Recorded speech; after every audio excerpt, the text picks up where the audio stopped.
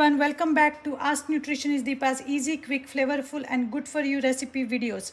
Today I'm going to show you one-step process to make soy yogurt. Ingredients are simple, no boiling is required, no instant pot, no yogurt maker is required. Let's look at the ingredients first. I have organic soy beverage from Trader Joe's. I like to use the soy milk, which is organic and contain only two ingredients, which is soybean and water. Okay, if it has lot of fillers, you will be able to make yogurt, but why consume something with extra chemicals and fillers when if you have access to the simple organic soy beverage or soy milk. I have taken this much soy milk in this glass jar and brought it to the room temperature, and to that you can either add the store-bought yogurt culture or use the leftover yogurt from your previous batch. That's what I am going to do, and just mix it. And like I said, so for approximately 2 cups of room temperature soy milk, I am adding 1.5 teaspoon or so of yogurt culture. Now the trick here is to make sure that you are incorporating air into this mix. The more you whisk with the whisk, the better your yogurt is going to be.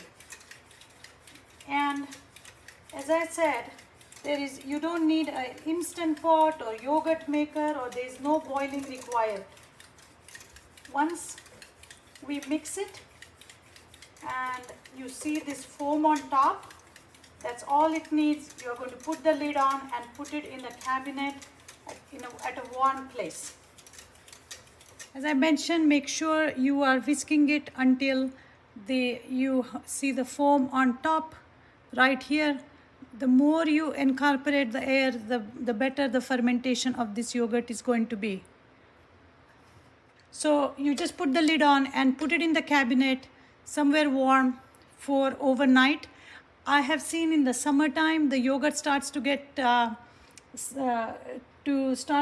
yogurt starts to set even in like 6 to 7 hours. You're going to go in a warm place in a cabinet, or wrap it in a towel, or put it in another container. Just make sure that it is surrounded with a little bit of warmth, and it's going to stay there for 12 hours, and I'll come back tomorrow morning and let's see what happens. So I'm going to use this tin to to ferment my yogurt overnight. It's going to create a little bit of warm environment that I'm looking for the yogurt. So this tin is going to go in my pantry or in the cabinet for 10 to 12 hours, and we'll see what happens.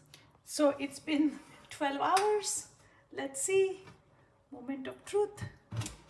Here we go. All right, looks like it's all set. Here we go. I hope you guys can see it. It looks perfect. Now, another quick tip I want you guys to remember is make sure when you set this yogurt, the milk is at the room temperature. The soy milk is, or any other milk you may use, is at the room temperature. If you just use the refrigerated milk as is, it's not going to set as thick. Now this yogurt is going to be tangy, and it's going to have a perfect, nice, light, sour flavor, which is desired in many of the recipes, or just to have a spoonful every day. So that's all to this yogurt. It's full of probiotic bacteria, and because the milk was not warmed, we haven't killed any good probiotic bacteria in the yogurt. So my recommendation is to use it in the cold format as much as you can.